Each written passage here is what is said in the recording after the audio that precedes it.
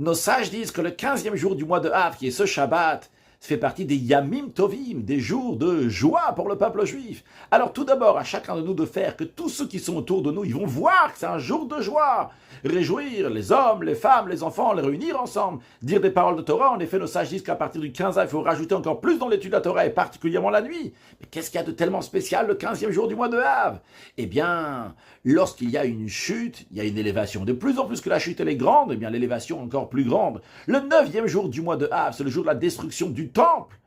Eh bien, lorsqu'on a tellement chuté, après, lorsqu'on arrive à la plénitude de la lune du 15e jour du mois de Av, on arrive à une très grande élévation spirituelle. À nous de dévoiler le bien qui est dans chaque chose lorsque ça arrive le 15e jour du mois de Av, de manière qu'on puisse le voir, le bien qui est dans nous, le bien dans ceux qui sont autour de nous. Profitez de ce jour-là pour souhaiter des bonnes choses à tout le monde. Commençons par un bon mazal pour ceux qui ne sont pas encore mariés, vu que ce jour-là, c'est un jour particulier pour les mariages.